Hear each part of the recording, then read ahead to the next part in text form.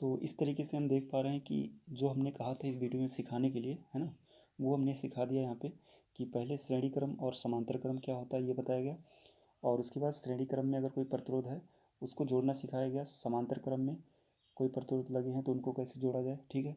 और इन सब की सहायता से इस परिपथ में प्रतिरोध, तुल्य प्रतिरोध और प्रवाहित विद्युत धारा ये ज्ञात किया गया। हेलो बच्चों, स्वागत है सभी का आज की वीडियो में। और आज की वीडियो में हम सीखेंगे कि दो प्रतिरोध जो होते हैं वो श्रेणी क्रम में कब होते हैं, ठीक है, और उन्हीं का समांतर क्रम कैसे पहचानें, ठीक।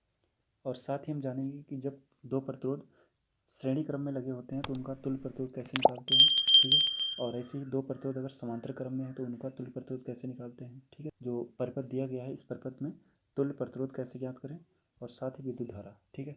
इतनी चीज़ें हम लोग इस वीडियो में सीखने वाले हैं। तो शुरुआत करते हैं। पहले हम लोग यहाँ पे श्रेणी और समांतर क्रम को जान लेते हैं, ठीक है। तो श्रेणी क्रम यानी कि इसको बोलते हैं सीरीज कॉम्बिनेशन, ठीक है।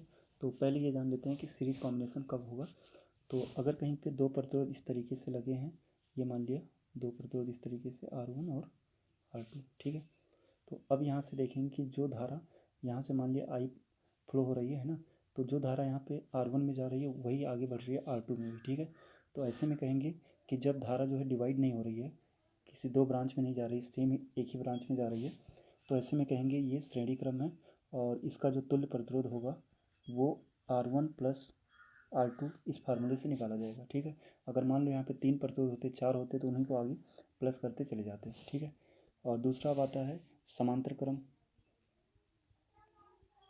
ठीक है। तो समांतर क्रम यानी कि ये होता है पैरेलल कॉम्बिनेशन, ठीक है। तो पैरेलल कॉम्बिनेशन क्या होगा कि जब दो प्रतिरोध इस तरीके से लगे हों, ठीक है, कि ये मान लेते हैं, पहले बना लेते हैं चित्र। इस तरीके से दो प्रतिरोध लगे हैं, ये है R1 और ये R2, ठीक। अब यहाँ से कोई धारा अगर आ रही है तो ये धारा आगे आके दो ब्रांच में डिवाइड हो रही है, कुछ तो इधर चली जाएगी और कुछ इधर चली जाएगी, ठीक है। इधर मानेंगे I1 है और ये I2 है। तो यहाँ पे देखेंगे R1 और R2 में जो धारा है वो अलग अलग जा रही है, ठीक है। यानी जो हमने I धारा यहाँ पे माना था वो दो पार्ट में डिवाइड होकर तब जा रही है, ठीक। तो ऐसे में कहते हैं ये जो क्रम है ये समांतर क्रम है, ठीक है।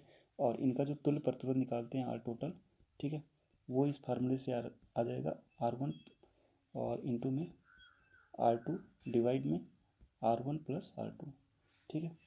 तो ये दो फार्मूले यहाँ पे क्लियर हो गए होंगे सभी को, ठीक है। अब इसकी सहायता से हम लोग ऊपर जो परिपथ बना है उसको सॉल्व करेंगे।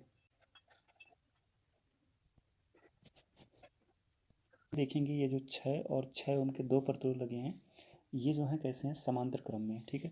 क्योंकि यहाँ से जो भी धारा आएगी वो आगे जाके दो पार्ट में डिवाइड हो जाएगी, ठीक है।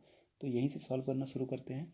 तो जब 6 और 6 ओम के प्रतिरोध जो हैं वो समांतर क्रम में लगे हैं तो उनका तुल्य प्रतिरोध इस फार्मूले से निकालेंगे और देखेंगे कितना आएगा कि 6 × 6 ऊपर होगा और नीचे 6 + 6, ठीक है। ऊपर 36, नीचे 12, भाग लगाएंगे 3 आ जाएगा, ठीक है। तो इस तरीके से इस परिपथ को हम फिर से बना सकते हैं। यहाँ पे ये 3 ओम का प्रतिरोध और इन दोनों को सॉल्व करके एक प्रतिरोध आ गया और ये अपनी जगह पे है, ठीक है। तो ये 12 वोल्ट, ये है 3 ओम, इसको सॉल्व किया गया तो 3 ओम आया और ये 6 ओम, ठीक है। ये जो परिपथ था उसको इस तरीके से आगे बना दिया गया, ठीक। और अब यहाँ पे देखेंगे कि ये जो तीनों प्रतिरोध लगे हुए हैं, है ना, यहाँ से अगर कोई धारा जा रही है तो वही धारा सेम जाएगी सब में, कोई ब्रांच नहीं है जो करंट को डिवाइड कर दे, ठीक है।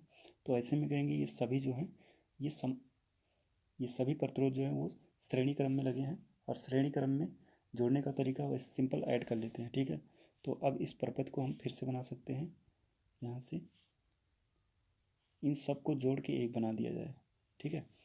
तो 3 3 6 और 6 12, 12 ओम का प्रतिरोध यहाँ पे आ जाएगा, ठीक। तो और ये 12 वोल्ट की बैटरी है, ठीक। तो इस तरीके से देख पाएँ तो जो पहला सवाल इसमें पूछा गया था कि इस परिपथ में तुल्य प्रतिरोध कितना होगा, वो हम लोग निकाल चुके हैं, ठीक है। इसका तुल्य प्रतिरोध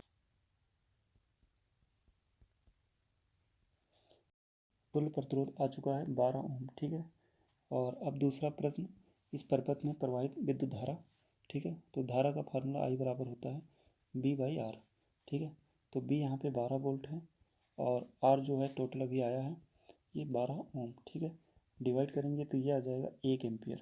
ठीक, तो इस तरीके से हम देख पा रहे हैं कि जो हमने कहा था इस वीडियो में सिखाने के लिए, है ना, वो हमने सिखा दिया यहाँ पे कि पहले श्रेणी क्रम और समांतर क्रम क्या होता है ये बताया गया, और उसके बाद श्रेणी क्रम में अगर कोई प्रतिरोध है उसको जोड़ना सिखाया गया, समांतर क्रम में कोई प्रतिरोध लगे हैं तो उनको कैसे जोड़ा जाए। ठीक है, और इन सब की सहायता से इस परिपथ में प्रतिरोध, तुल्य प्रतिरोध और प्रवाहित विद्युत धारा ये ज्ञात किया गया।